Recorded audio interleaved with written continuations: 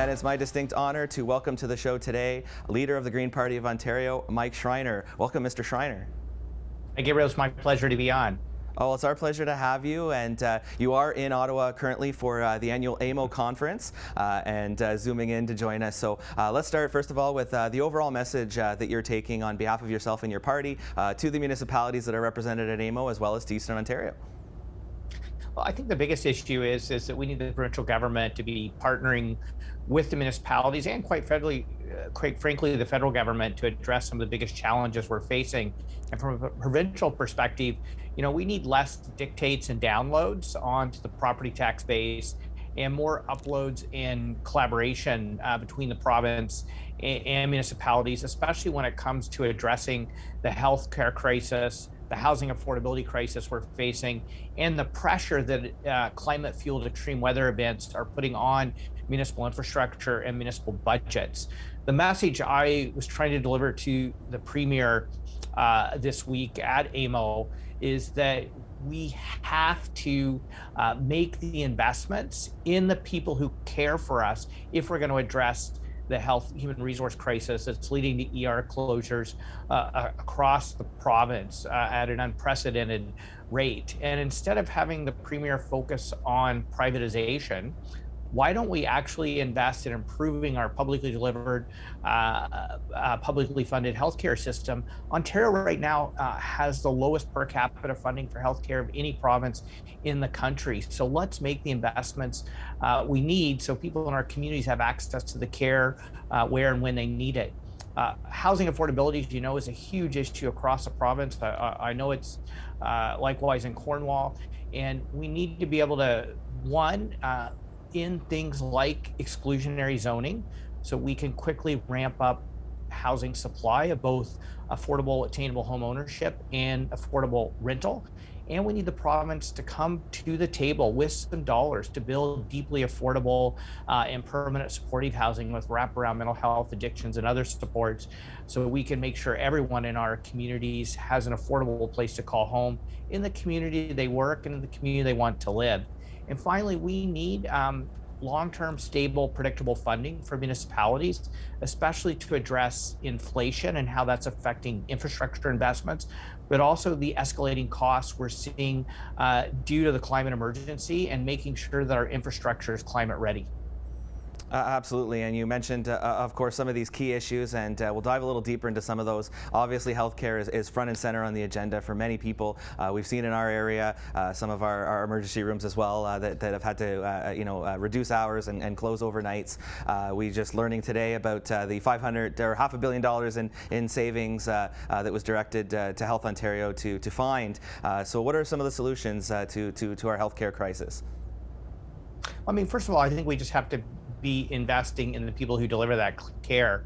I mean, there is money in the system, and unfortunately, a lot of that money is going to private temp agencies, which are starting to fill in many of the gaps in our hospitals, especially.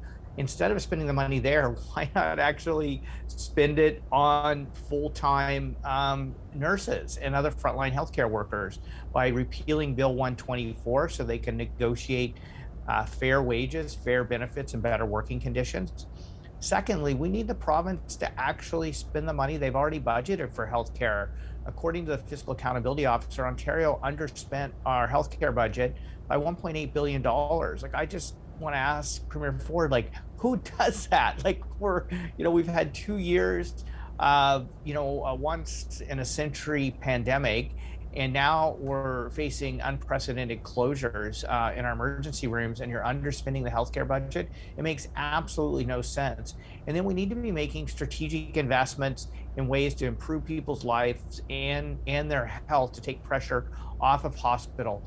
Things like doubling social assistance rates, because we know poverty is one of the primary determinants of health.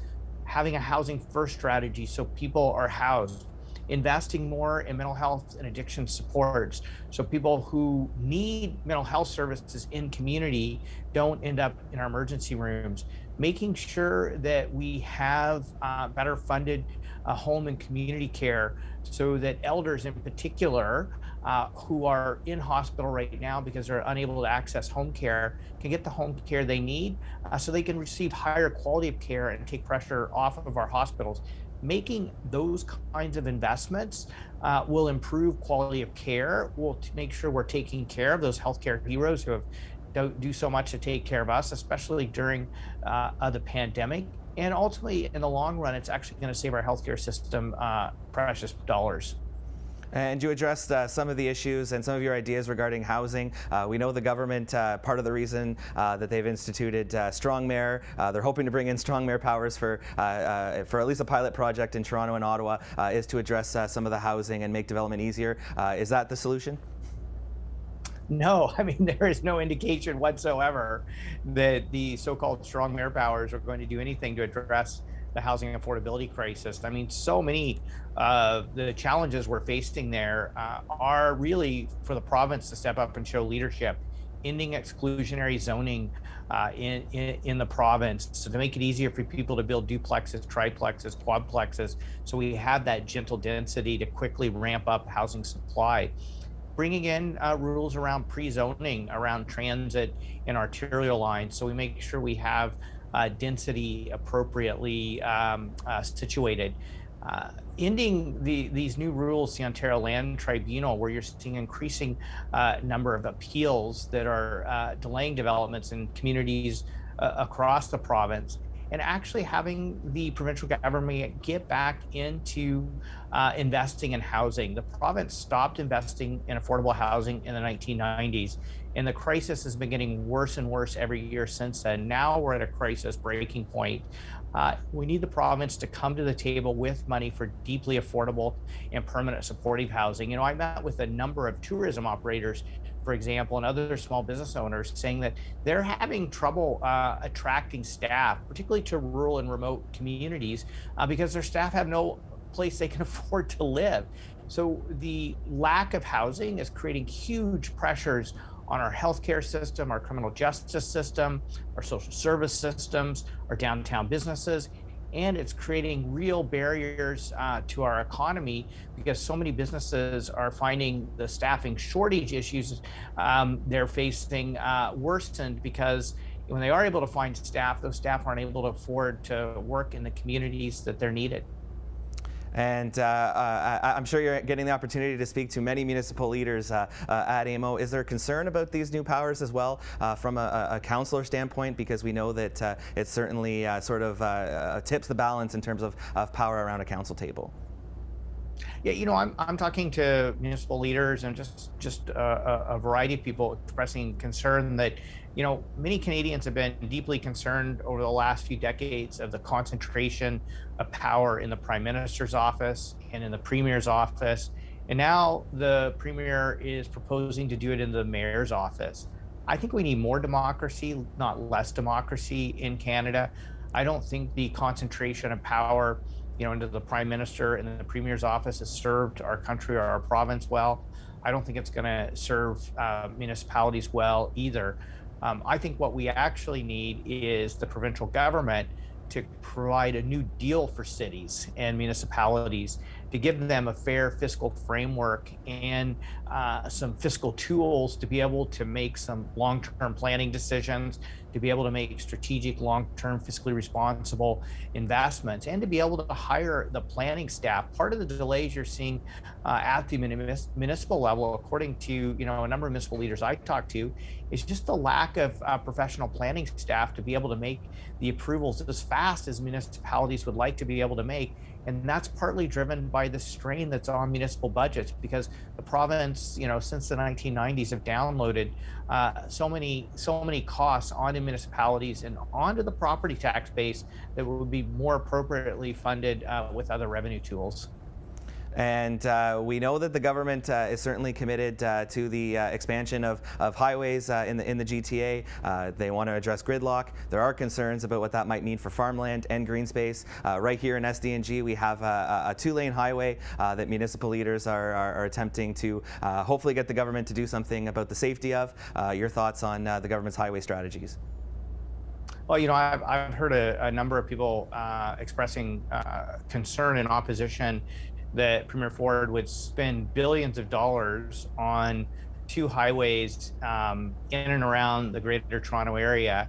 One of them clearly is not needed. Meanwhile, we have other regions of the province where you're seeing a lack of funding for proper highway maintenance, or you're seeing in cases where you need to maybe be able to constructing bypasses in some communities, and or looking at widening and highways and bringing in safety measures on two-lane highways. I think it'd be more appropriately to spend transportation dollars on building better public transit for both rural and urban communities, and making sure that our existing highways are well maintained and safe. And final thoughts, Mr. Schreiner, a final message to residents of Cornwall and SDNG?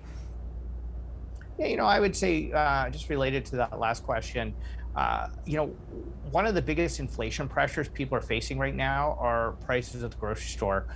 Food prices are really hitting families hard.